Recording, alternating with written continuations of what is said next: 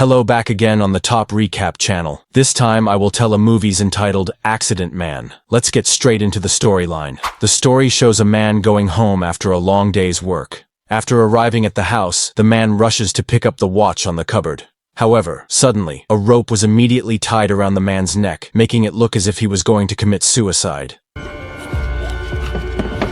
At the same time, a man named Mike arrived. Mike was a hitman, and he immediately killed the man. You know who I am? Yeah, I know you are, mate. I don't see him as a person. After his work was done, Mike went to a bar. When he entered the bar, Mike saw a woman who was about to be harassed by thugs. Seeing that, Mike decided to beat up the thugs. Come on then, you cunt!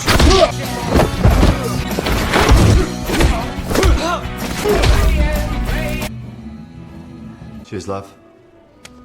Satisfied with beating up the thugs, he went to another bar where hitmen gathered. The bar is run by Ray, a former mobster and teacher who trains Mike to be a professional killer. Ray, who has long since retired, builds a hitman service organization. There, Ray also recruited sadistic killers from various regions. Among them is a brutal man named Cliff, who uses a large axe to kill his victims to pieces. All for his style these days, except for the odd example killing. There is also Pete, a poison expert who kills his targets using chemicals. Although he looks like a freak, Pete is the most skilled killer because every target he kills will not realize that he has been poisoned. Next, there are two ex-special forces turned hitmen, Mick and Mac. They are former soldiers who have served in Afghanistan to subvert the enemy. Next is a woman samurai expert named Jane, a former soldier from the United States. Bitch. The honey trap killing machine. Next, there is Fred, a fat man who kills his victims with his own modified tools, such as a microwave that is turned into a bomb or poison gas to kill his victims. Most of Fred's inventions are a complete scandal. He came up with an ingenious way to... The last member is an old man named Milton. He is the liaison between the client and the members, and distributes the earnings to the hitmen. Ray's group has strict rules, such as the prohibition of killing fellow members, and the prohibition of finding out the identity of clients who hire their services. If these rules are broken, the hitmen will immediately execute the perpetrators. Not long after being introduced to the members, Milton invites Mike to talk one-on-one. He urged Mike to complete the unfinished mission immediately, as the client wanted his target dead. Well, they all need to die. The next morning, Mike began preparing his customized sniper rifle and scouted the target from the top of the building. After a few hours of surveillance, he decides to shoot at a passing car so that the target is crushed to death by the car.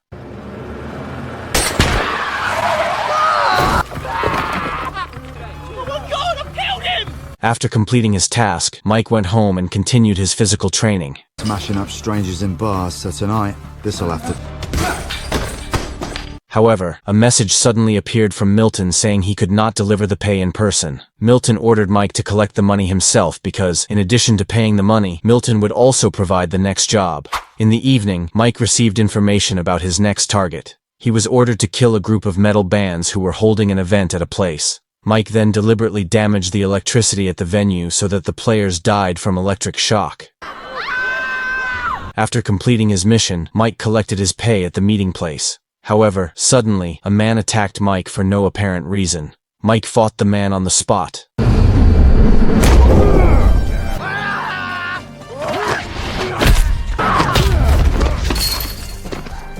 During the fight, Mike did not feel any resistance from the man, and because he did not want to tell who had ordered him, as a result, Mike immediately killed the man. You're a disgrace to my profession. I don't want to know anything. At night, when Mike was resting, he had to wake up because he got a message from a woman named Sarah. In the message, Sarah gave news about Beth, Mike's former girlfriend, who was found dead in her own house. Mike, who heard the news, was immediately shocked because Beth was a woman he loved very much. The next day, Mike attended the funeral to pay his last respects to his beloved ex.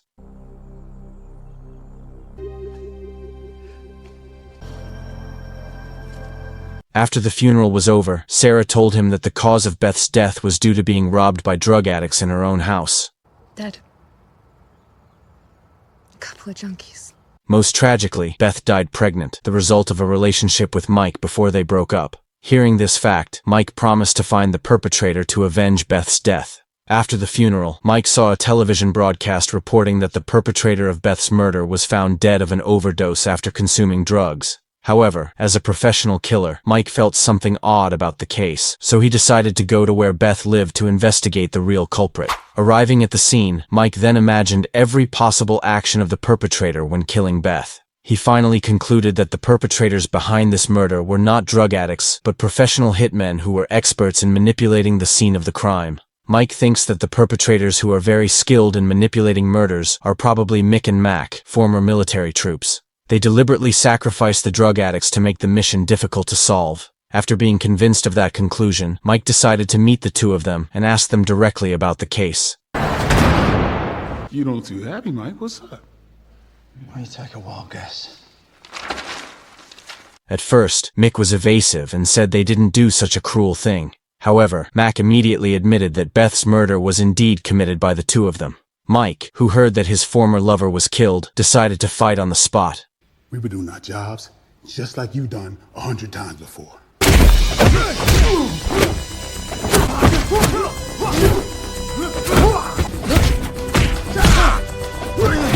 Mike was a little overwhelmed in the fight because he had to fight two people at once. Despite receiving several blows, Mike finally managed to make them both surrender.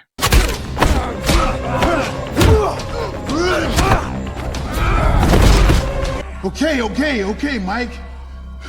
It's a big fucking deal, man. Why do you care so goddamn much? However, because he still remembered that they were fellow hitmen, Mike chose to leave them without killing them. Later that night, Mike arrived at the hitmen's headquarters to look for Milton. Unfortunately, Milton was no longer there. Ray, the leader of the hitmen, immediately forbade Mike to escalate the murder. Mick and Mac had a job to do and they fucking did it.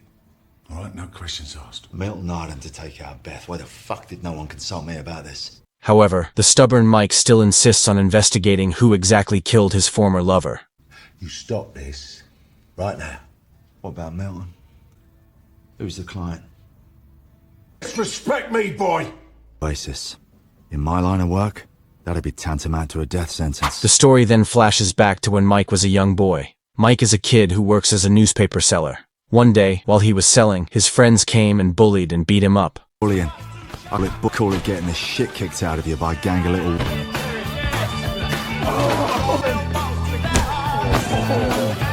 One day, while being chased by the gang, Mike hid in a neighbor's garage. Unintentionally, he saw someone slowly entering a house, and when the man came out, there was a huge explosion.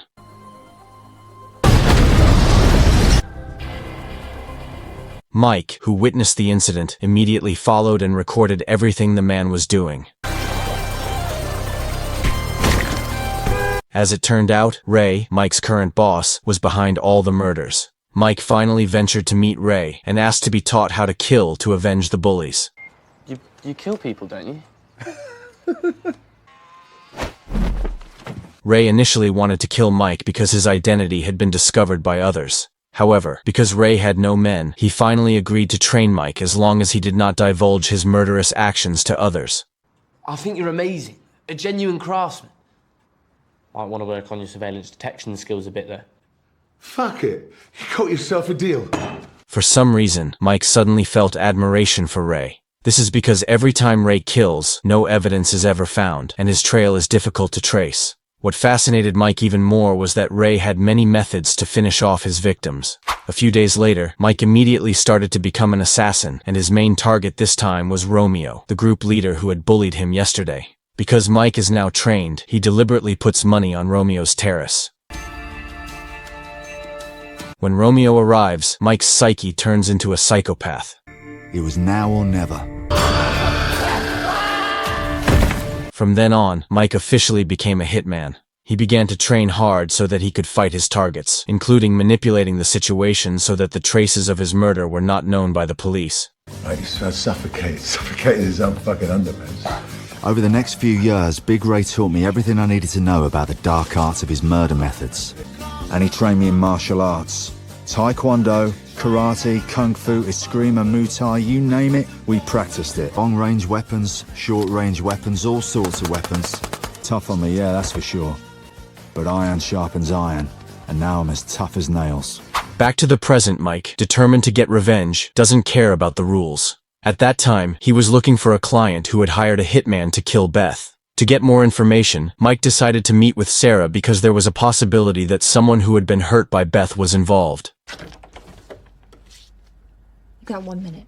It wasn't just a burglary gone wrong. She was taken out. Fucking fact. She's probably sticking her nose in somewhere it didn't belong again, and this time they've hit back.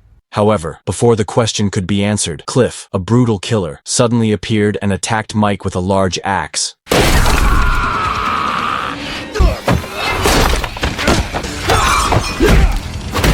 Mike managed to dodge and push the killer until he was pierced by his own axe.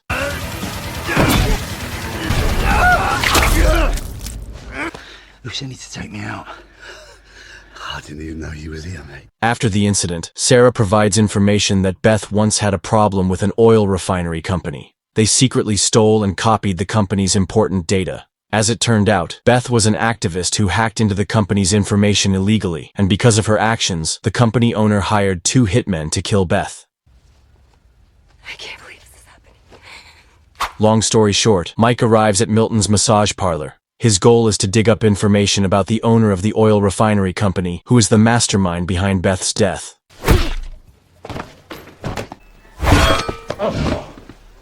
After paralyzing the big man there, Mike tortures Milton, who refuses to give answers. Jesus Christ, Mikey, stop it!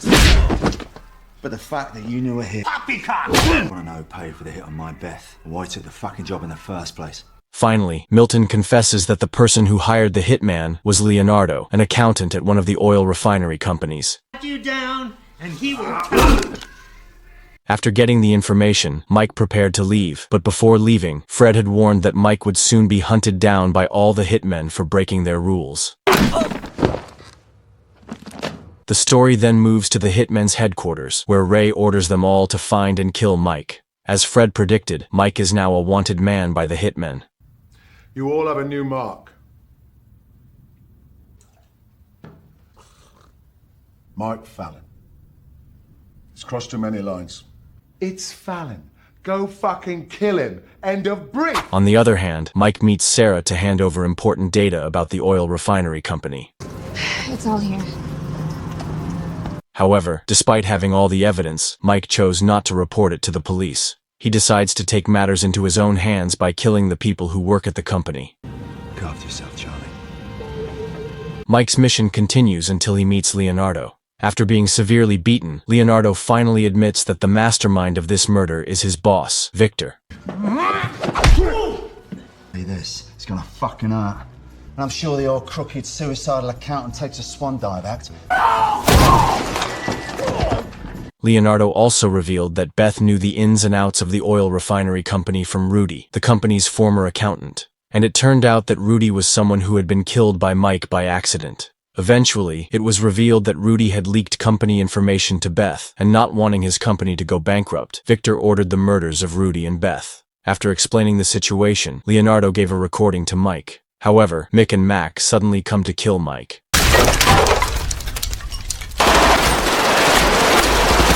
Although they had guns, Mike managed to kill both of them.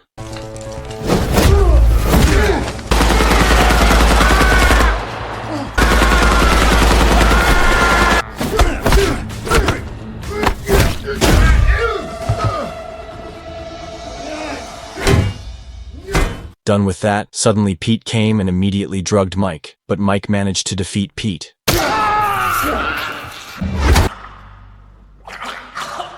Never did like that greasy little twat anyway. The incident also coincided with Fred, who was immediately beaten by Mike. Mike immediately rushed away from the place and planned to meet with Victor because the mastermind behind Beth's death turned out to be the work of that person. Long story short, Mike finally arrived at Victor's residence. When he was about to go inside, it turned out that Jane had become Victor's personal bodyguard. Mike, who no longer cared about his group, decided to fight. This won't take long. Let's see what you got.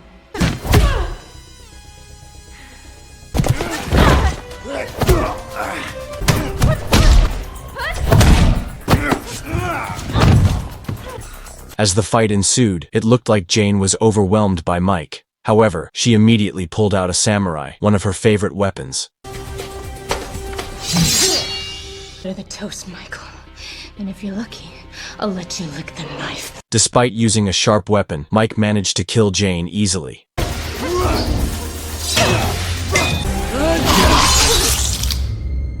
Finally, Mike was able to come face to face with someone who had been the mastermind behind Beth's death. There, the person immediately apologized and gave his reasons to Mike. Victor also admitted that he made a mistake and asked Mike not to kill him. No thanks.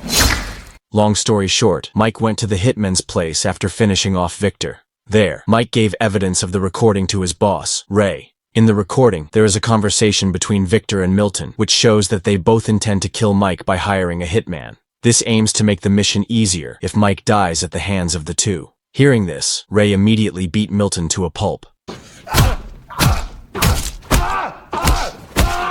However, Mike, who saw Milton's condition, began to forgive and gave him a band-aid. But after the band-aid was used by Milton, he suddenly died of poisoning.